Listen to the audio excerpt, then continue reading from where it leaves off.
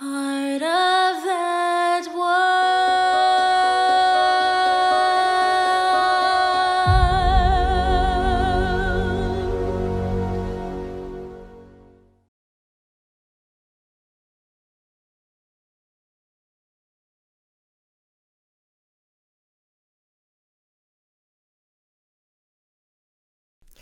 Hello, hello, and welcome to Embodying Mystical Mac. I'm Mac. If you're new here, thank you so much for joining. If you are returning, thank you so much for coming back. Today we have a little bit of a meta commentary video because it's not a reaction video. We already did that one. It's not a commentary video to like the movie thing. It's a commentary to the reactions to the teaser of, you guessed it, The Little Mermaid. But before we get into all that good stuff, I'm sure you already got a hint of that as from our amazing intro that James put together for us with some really heartwarming clips and a little something that I personally wanted to say on a title screen before this whole video even started, right? And it's that representation matters because when we see ourselves represented in media, we can feel that we belong. And we'll get into that. But before I get into all of it, just dive right in. Let's remember, right? This is YouTube. This is a career for some of us, myself included. So growing this channel is really important to me. But it's not just about growing my career. My career is directly intertwined with my personal life path, my purpose, the thing that fulfills me. And that is connecting with people genuinely, connecting with people over the things that bind us, right? Our similarities, being able to be understanding when we have differences and connecting with people in that way too.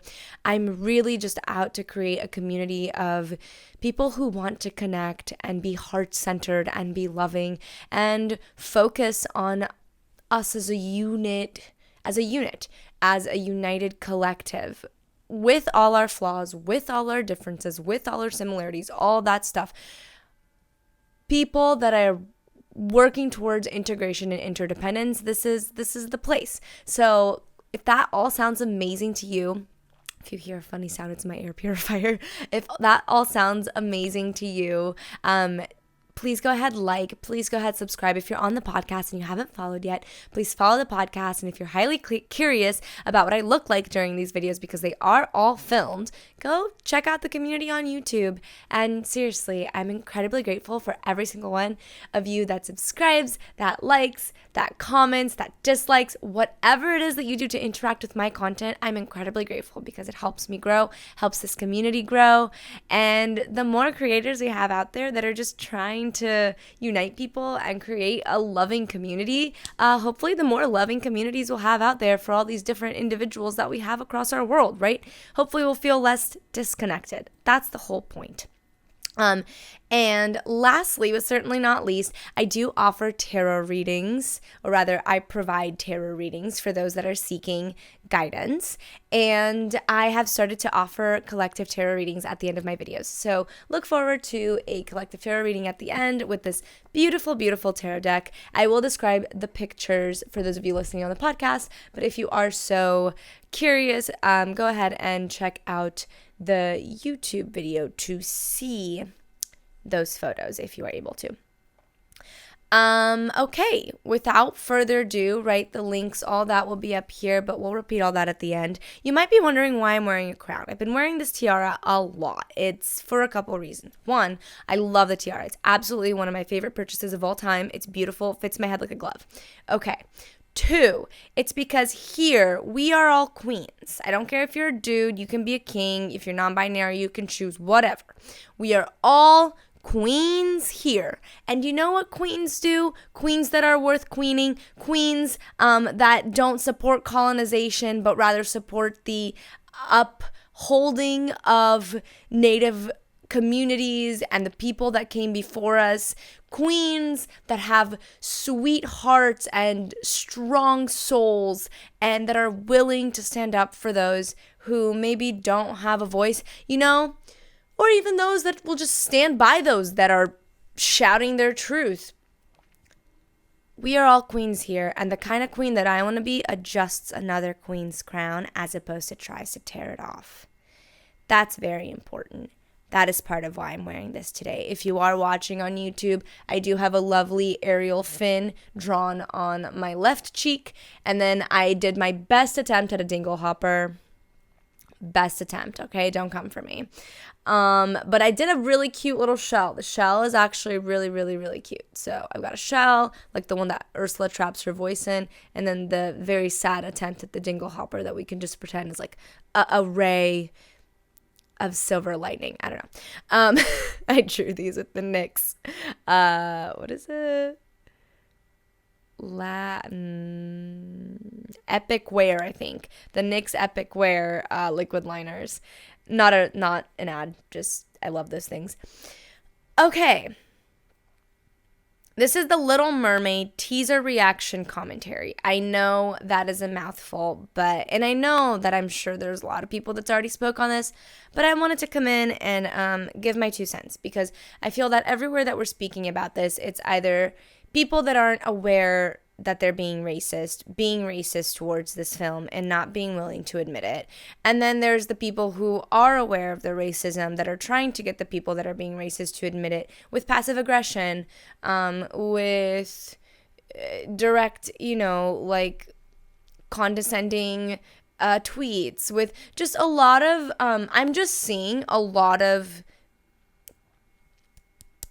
I'm seeing people that aren't willing to see themselves, because if they see themselves as racist, that's, it's them seeing themselves as bad. That's a struggle. I get that. I also see people that see the racism in it, and they're kind of choosing a different struggle, which is, as opposed to have and I'm not saying this is an easy thing to do. I myself oscillate between the lower vibrations and the higher vibrations around this. And what I mean by that is, right, you've got the people that are either very unaware that they're being racist, because in order for them to admit that they are racist, their self-concept would have to accept that. And don't know if you know, but being racist in our world, pretty universally looked bad upon, right? I'm going to throw it out for the benefit of the doubt that there are people in the racist group that maybe are aware that they're being racist and they just don't care. Maybe that their hearts are just that dark. They've turned away from source, God, whatever the fuck you want to call it. They've turned away from, love and community and unity, and instead they operate on a subconscious level of isolation and if anything emotional isolation, which is leading them to be really racist and not care. But then you have the group of people that are not racist, that are seeing the racism happen, and as opposed to have compassion for the racist people, and do our best to focus on the good stuff, to focus on what we want, which is acceptance for this new Ariel that Hallie already looks so freaking amazing as. I think my mic literally just fell. So let me fix that. I think it just did I hallucinate that? Oh my God. Okay. Sorry, podcast people, if you're feeling. Okay, there you go. Maybe we even do this. There we go. Okay. Sorry, this is lesson learned with not the best mic stand. But we're going to use it till it dies, because we're not about wasting stuff here. Okay. The people that are aware of the racism are getting stuck in the racism just as much as the racist people are getting stuck in the racism. Because as opposed to focusing on what's really important, right, which is that we've got this actual advancement for our society. We've got the Little Mermaid freaking Ariel is now a black girl. And by the way, that doesn't negate the Ariel that we all grew up with. She still exists. Disney is not going to just fucking lock that movie in the vault, and we're never going to have access to it. That is absolutely ludicrous and absolutely fucking stupid. And if Disney doesn't have 2 Ariels at their parks, a white one with the crazy red hair, and then a black one with the more muted curls. Actually, I don't know if they were fully curls. They might have been like, I'm so sorry, I don't know the proper terms. They look like they were like dreaded a little bit, but more tightly so. So if someone can tell me what the proper term is, please, please, please let me know. I would love that. But like genuinely, like if Disney doesn't capitalize off of both of these Ariels, like what the F are they doing, right? So it's not even like we're having the old Ariel be negated, but to really, just the videos of all of the little black and brown girls out there, just in awe. And they know. This is I'm getting emotional because this is the sad thing. They know this isn't normal. They know that if Disney's going to release a princess, it most likely won't look like them. And they will once again be left with another role model that sure has good values, has a good story, is entertaining, but just isn't something that they can ultimately relate to. And those little girls, man, they knew.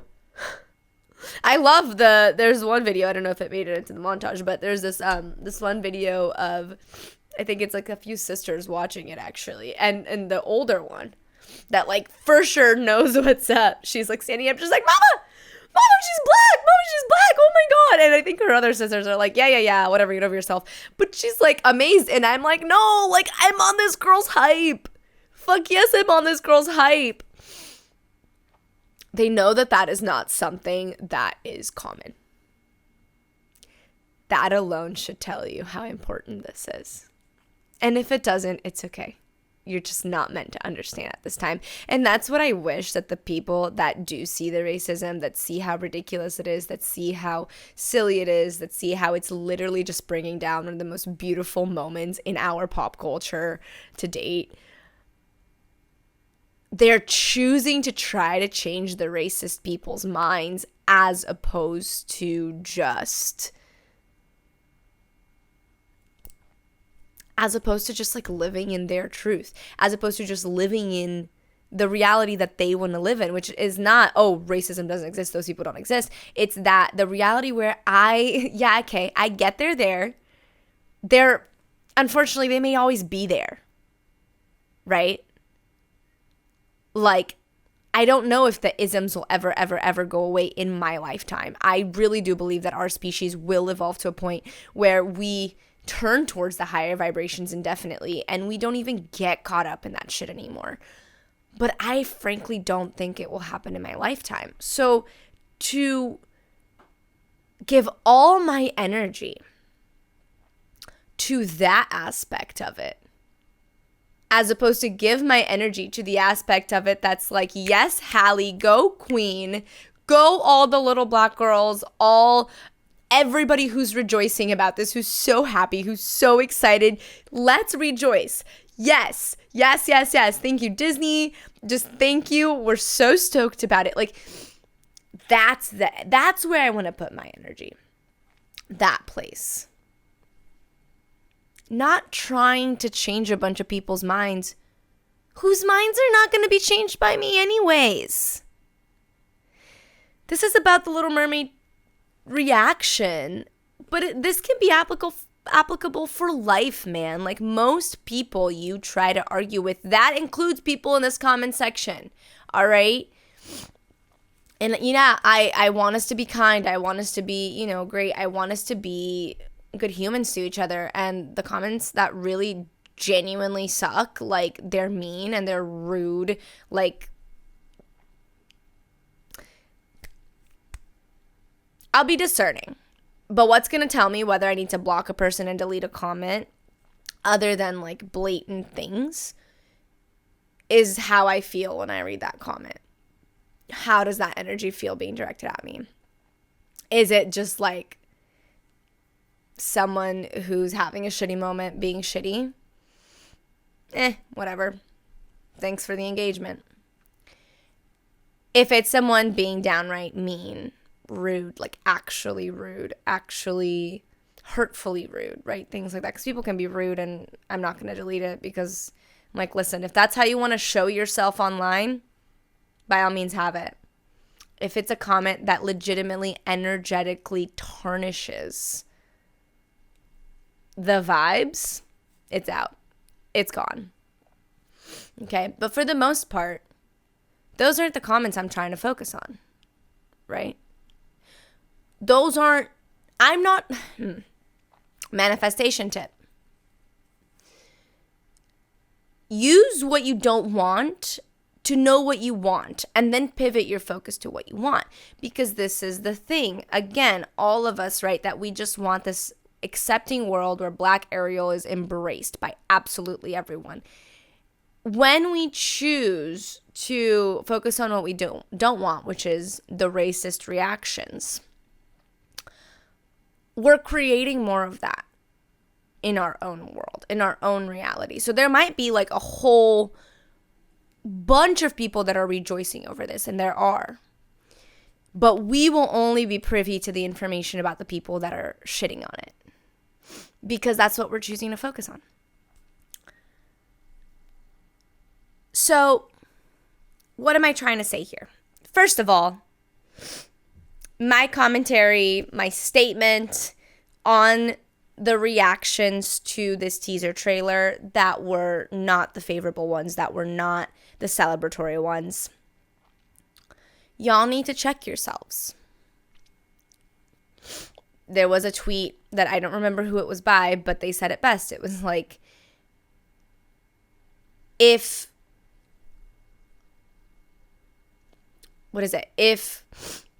a character changing ethnicities, if a mermaid, if the ethnicity of a mermaid is the thing that like crumbles your world, you might be in need of serious psychiatric help. Now, that's one of those like passive aggressive tweets, but there's a kernel of truth in there, all right?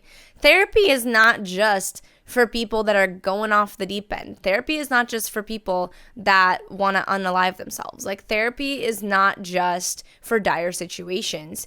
Therapy is actually really great at helping us see our blind spots. And guess what? A lot of us have blind spots that involve racism, that involve misogyny, that involves all these things. Try not to swat at mosquitoes. But this one, whoa. Shoot, where was I at?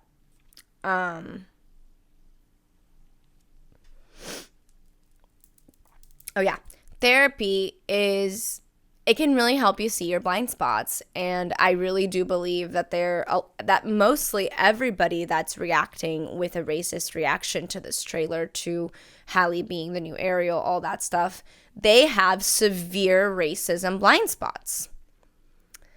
And I'm not saying I'm like immune from this. Like, no, I'm literally always on the fucking lookout for those blind spots. I mean, anytime I even say the word Black around my boyfriend's family, I pray to God that I've thought it 3 times in my head through the sentence, all that stuff, before I say it out loud.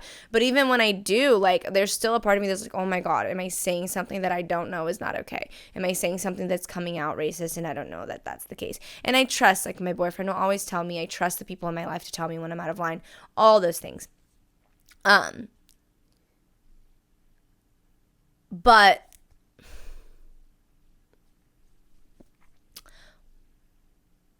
with all that said,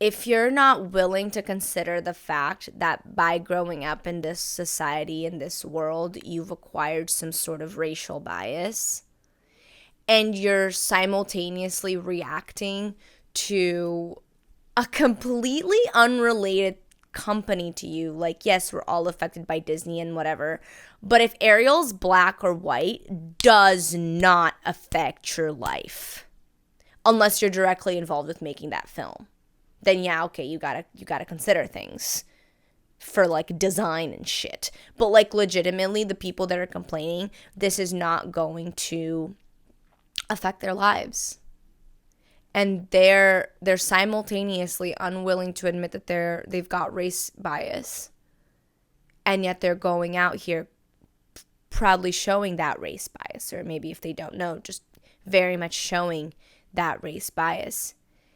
And unfortunately, now I'm speaking to the people that aren't racist that see this going on. I know it's really, really tempting to just try to change those people's mind, try to make them see all this stuff. I get it. God, that is still something I'm exercising out of myself. I'm working through in my therapy out of myself, this desire to have to change people's minds to fit what I think is right. Now I get it. Things like the isms, there is a moral place to stand upon. Even when we're looking at like universal standards, universe doesn't see bad or good per se, but it does see high vibrational, closer to love, lower vibrational, farther from love. And yes, the isms are very much on that lower vibrational, farther from love scenario. So it's obvious, to us, I should say, it's obvious that there's a moral high ground, and then there's a place that's obviously not helpful and by human standards, not even morally correct. It takes monumental effort for you to lift those people to higher vibrations. But you know what doesn't take monumental effort? Celebrating the win, celebrating the new Ariel, celebrating all of these little girls that these little girls and boys, honestly, the ones that identify with her. They don't have to be girls. Like these little children that are going to grow up having that representation. It takes no energy for me to get jazzed and focus on that. I start to cry just to think about that because if I hadn't had Mulan, I don't know what I would have done. In Pocahontas, if I didn't have Mulan and Pocahontas, I don't know what I would have done because I know I don't look particularly super Asian, and even then I'm not Chinese, I'm Japanese. And I don't look particularly super Native American, but I've got both Asian in me. Again, it's Japanese, not Chinese, but I've got Asian in me, right? And I've got some sort of Native American in me as well. And not just that, like as much as like my boyfriend makes fun of me because I am super white passing and I'm pretty like as light as my complexion is, like I'm still very olive tone. So I tell him like I tan really well, which I do, but I'm still pretty light and I put sunblock on my skin year round on my face anyway. So my face never really like darkens much or anything. But I have like all of the lineages that I've been mixed with, be them Native American, my Eastern lineages, my European, all that stuff. I feel all of that so heavily, but coming out as an ethnically ambiguous person, it's not until now that I realize how important Pocahontas and Mulan were for me. Because I was never, explicitly one of them. I'm again, not a Chinese girl, not a full Native American girl. But there was something in them that I knew that they were different from Snow White, right? Like, they were different from Cinderella. They were different from Sleeping Beauty. They were different because as much as, like, I have brown hair like Belle, I never felt like I was Belle. And in fact, if I ever chose Belle, is because, well, we have the same hair color, so I guess that works. It wasn't because her eyes kind of looked like mine or her complexion had olive undertones instead of the pink ones like Mulan's did, Or yeah, like her eyes weren't pulled like mine, like Pocahontas. Like, I don't know, like, to have little Brazilian babies and like have Disney create a princess that's of Brazilian heritage somehow. Like, oh my God, to voice that princess. Manifestation moment, please. I would love to voice that princess. I just want to voice whatever princess I meant to voice. But like, if that is the princess I meant to voice, that'd be so cool. But like, legit, to have my little Brazilian children have a Brazilian like Disney hero to look up to, that shit would be amazing. It would be life-changing. It would be life-changing for me to watch that. And you know what? I'm sure it's fucking life-changing for so many Black mothers and grandmothers who did not have this. And like, fucking Hallie's perfect for this. Like, she's... Focus your attention on this. Because we cannot change the people that have chosen racism. Even if they're choosing it subconsciously, they have to make a conscious choice to change that for themselves. So yeah, you can throw your passive aggressive comments or whatever, or you can choose to communicate in a way that's more inclusive. It's up to you. Or you could choose to just fucking ignore all that shit and just celebrate the win, because Disney ain't taking it back, all right? All right? Doesn't fucking matter. Doesn't fucking matter if some dumbass, which I saw that tweet, that was stupid, purely educational purposes, I can make her white for the entire movie. Okay, good luck posting that anywhere without infringing on copyright, all right? Good luck. Good luck having Disney not hunt your ass down for plagiarizing their whole movie and overlaying your own fucking Ariel over it. Good fucking luck. But like, genuinely, even if some shit like that flies for 2 seconds, what do you think people are going to watch? Like, I'm talking the grand majority of people. The people that it'll take to support this movie, which you know there will be hordes of them. They're going to watch the Disney version. We've already won. Why focus on the people that are still focusing on loss? They don't see how this is a huge win. Let them not see. They'll come around, or they won't, and they'll be very uncomfortable in the world that we're creating. This world with inclusivity, with immense diversity, with acceptance for that diversity. A world of not woke, because I hate that word, because that movement is not what awakening is actually like. A world of awakening humans. Awakening and awakened humans that choose the higher vibrations, the things that are closer to love. Like celebrating this win. So, I hope all that made sense. Thank you so much for watching. I really appreciate it. If you're listening via the podcast, thank you so much for listening via the podcast. It is the moment of truth. We've come to our collective reading. Let's see. I'm going to try to only pull a couple cards here to keep it short.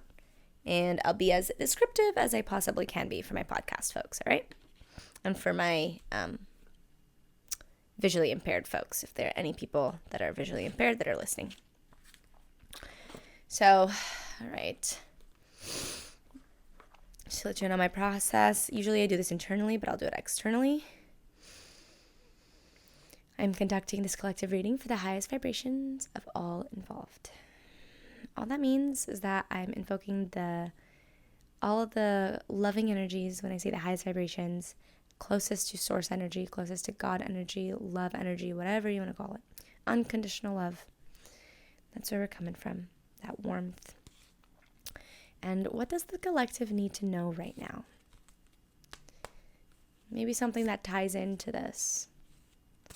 What do we need to know as a collective? Ooh. Okay. I'm going to pull one more, just like I said.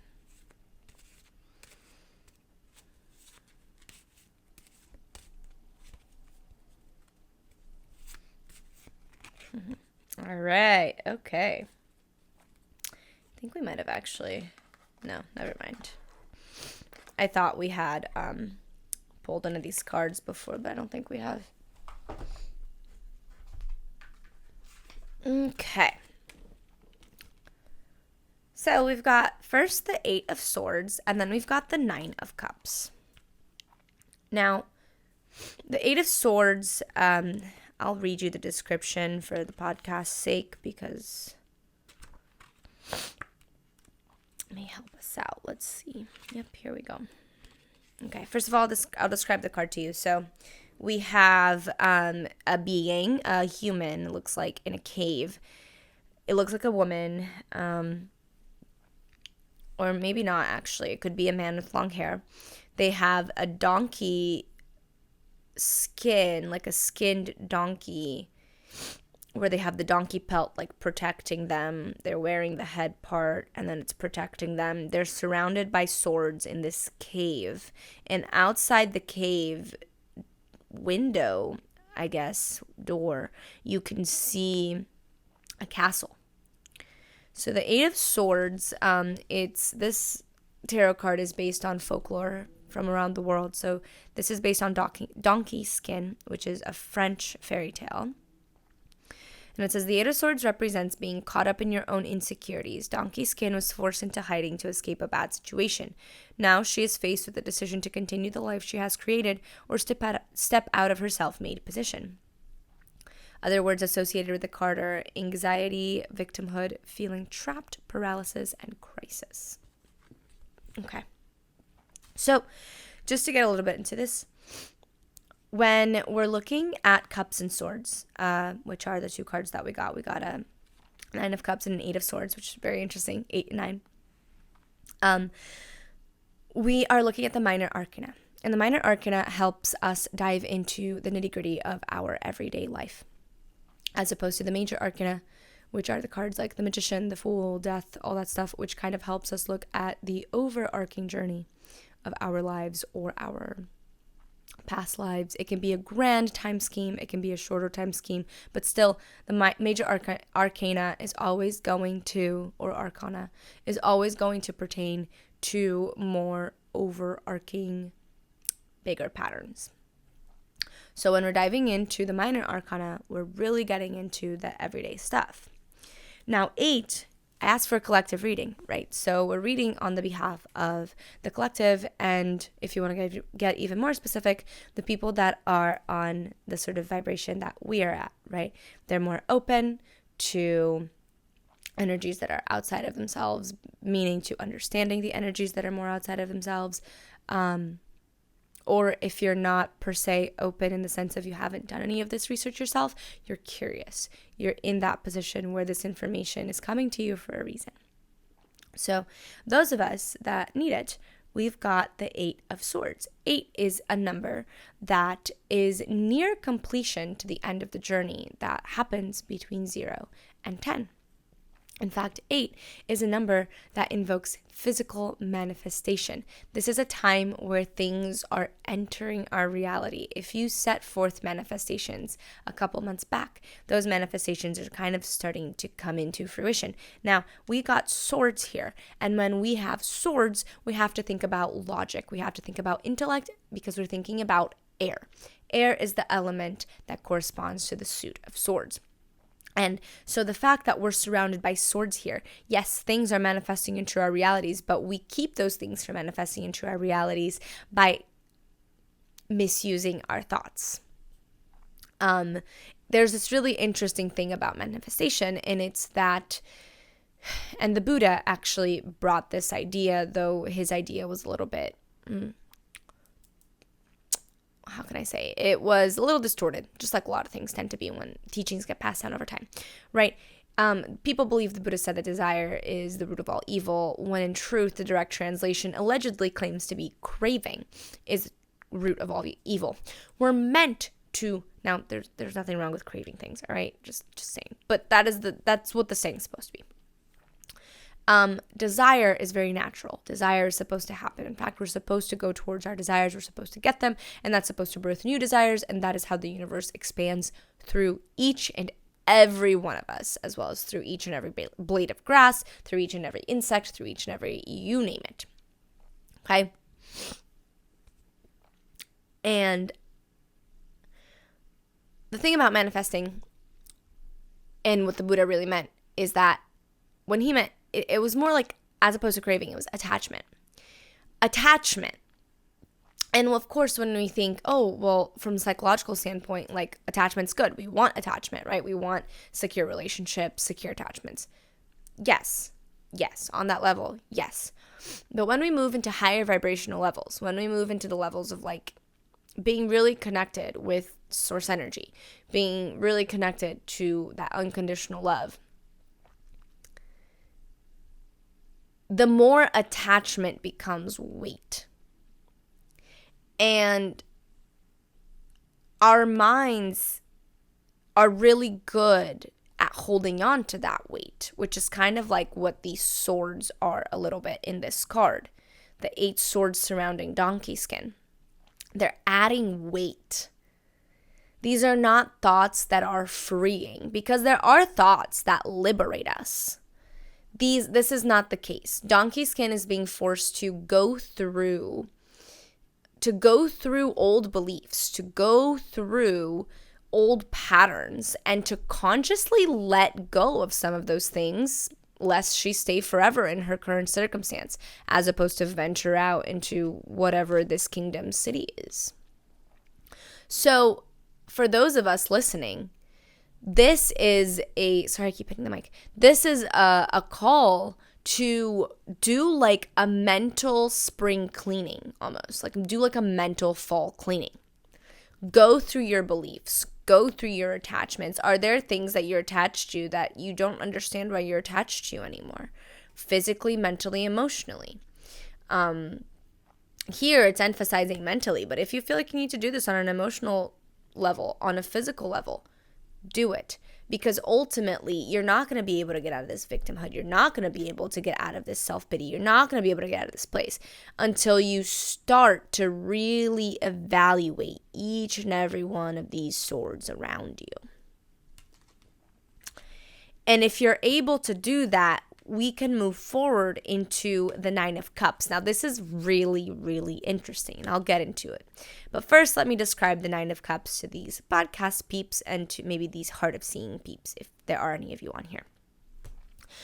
So the 9 of Cups is a really lovely card. You have what looks like a couple celebrating. They're adorned in really fine garments and jewelry. They seem to be in a really beautifully adorned place as well. They almost give off the vibe of being noble. Nobility or royalty. And of course it's cups, so we have lots of cups surrounding them, 9 cups in particular.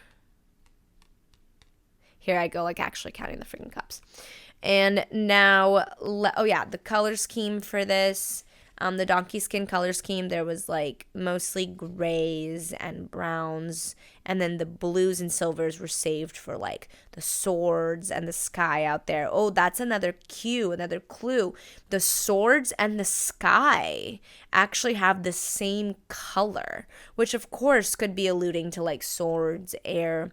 But the message I'm getting around that here is the fact that like your key to freedom is sorting through those beliefs, sorting through those thoughts, being more conscious of your thoughts, consciously looking at them instead of just buying into them. That is your key. All right, let's get into the 9 of Cups. The reason that I think it's so interesting that this reading is clearly leading me from the 8 of Swords into the 9 of Cups is that it's almost saying at its base level, like, handle your mental shit and enjoy the emotional rewards. Because when we're looking at the 9 of Cups, we're looking at, first of all, the second to last step in the journey from 0 to 10.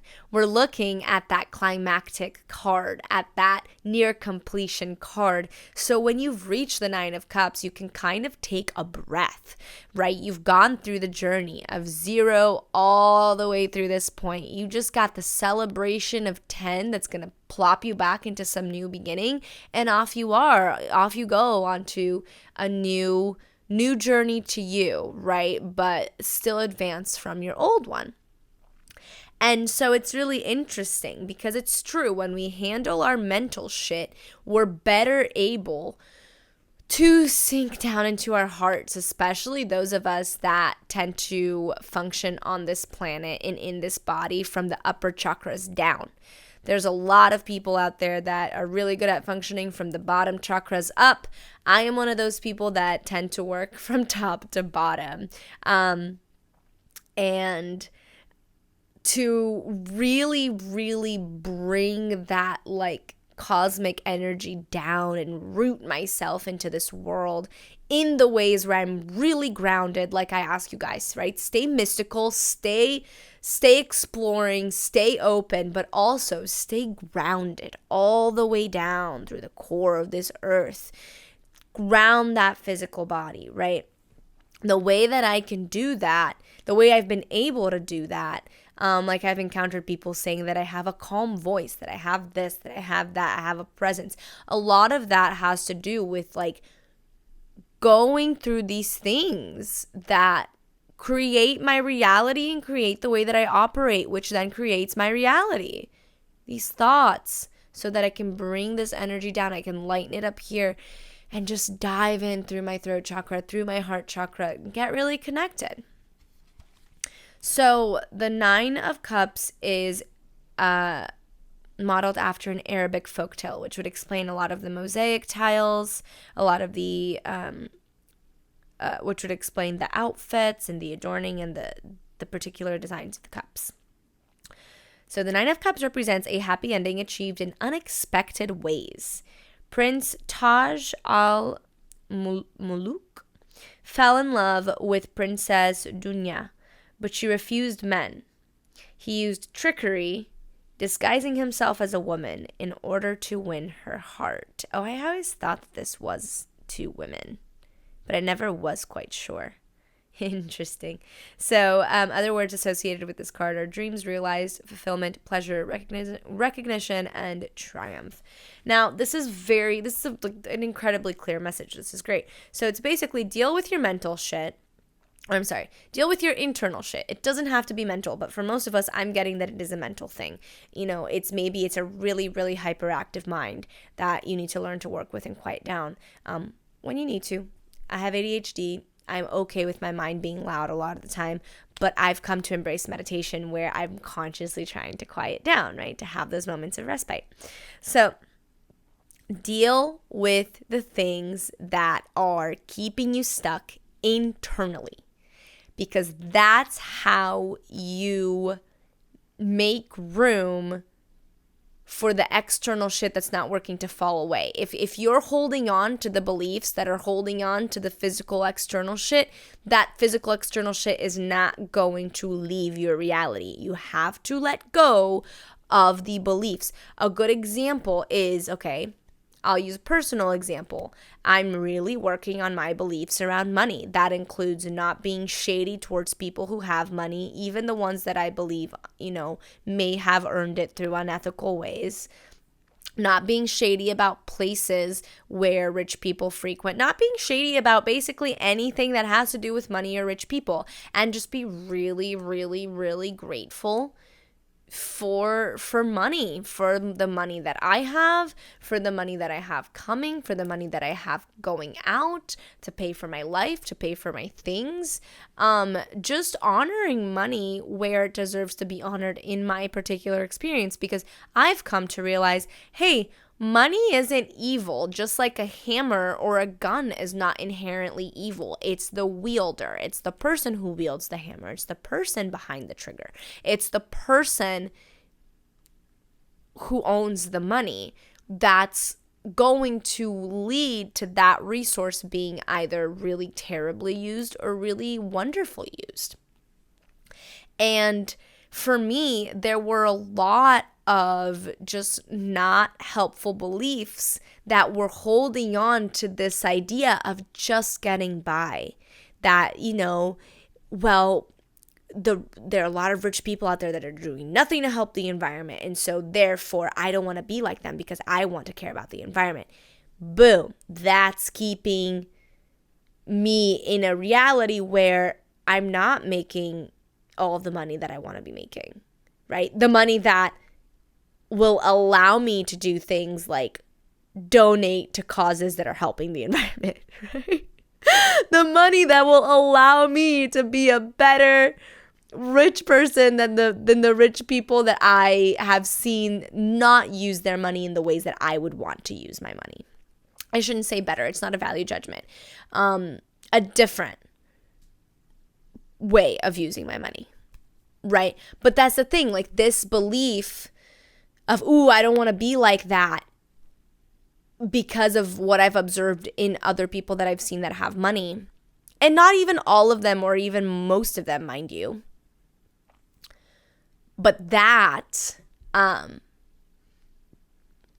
is keeping me in a reality where, well, I don't want to be like them. So that means I also don't want to have a lot of money. No matter how much I say on my conscious level, I want to have a lot of money. I want to have a lot, right?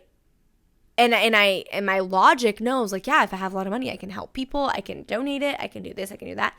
There's still a rooted belief in here that I gained from childhood, that I gained from the people around me that held similar vibrations and thoughts about money, that I gained from a society that holds similar vibrations and thought about money. Those are the beliefs I have to uproot. Those are the swords I have to truly evaluate. And if I want, I reforge them with new beliefs that serve me, or I throw them out, right? To be dismantled as energy into the universe and into something else. But I have to do that. I have to do that to deal with the mental shit around my money and around things, to see that money really manifest into my reality, to see the fruits of it. Otherwise, I'm always just going to be making just enough to be okay. That is not the goal here. The goal is to be making more than enough to sustain my life, sustain my future family, sustain my existing, extended family if they ever need things, whatever. But also, in that sustaining my life, in that giving me a foundation of security, I am now able to give back tenfold, right? Especially in the way that I'm manifesting money that's coming through my gifts, that's coming through my own self-sufficient means. That allows me to do something like quit my part-time job. And now, boom, all of a sudden, I'm fully focused on giving people tarot readings to help them gain better insight into their lives, or do whatever spiritual artistic work that's calling to me, that's the thing at that moment, but always with this this ever-present focus on growing this community, on growing my content, on continuing to make it. And I can focus even more on it when I allow myself to have the financial abundance that I know that I really truly want. And the only thing that's keeping me from it are these little beliefs that I picked up from other people before I even knew what I was doing. So if this resonates with you, brilliant. If it doesn't, no worries, throw it out. I just gently threw my cards. That was kind of funny. But really though, if it resonates, great. If it doesn't, great, throw it out. Whatever, maybe the next one will. And if this is something that you are highly curious about or just a little curious about, go ahead and hit me up. The link is calendly.com/mysticalmac. It'll be available on the screen. It's available below. And I do readings by donation right now, so you can donate whatever it is that you see fit, that you feel is fair. And I really, really look forward to working with you. And I'm really grateful that you're here. I'm incredibly just blessed to see this channel grow, to see this community grow. So many of you are so kind and so lovely and so amazing. And even those of you that comment questionable things, and I'm just like, I'm sending you love, and I just wish you all the best. I really do.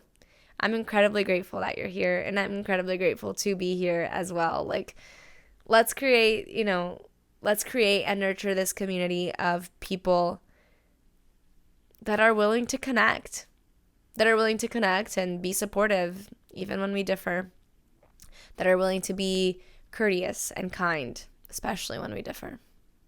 And if we can create more and more communities like this, this is how we transform our world into one giant community that's like this. So yeah, that sounds really good to you, hit the like button, hit the subscribe button, and click that bell so you know every time I post, because I do post regularly, but I don't post on a schedule. And if you want something different, you can check out my reaction videos. We're on a Inuyasha season 1 rewatch right now. There's, I think, up to episode 5. And yeah, I've got a lot of content about a lot of different things, and I'm really grateful you made it to this one. Stay mystical, stay grounded, and I will catch you next time. Out of the sea, wish I could be part of that world.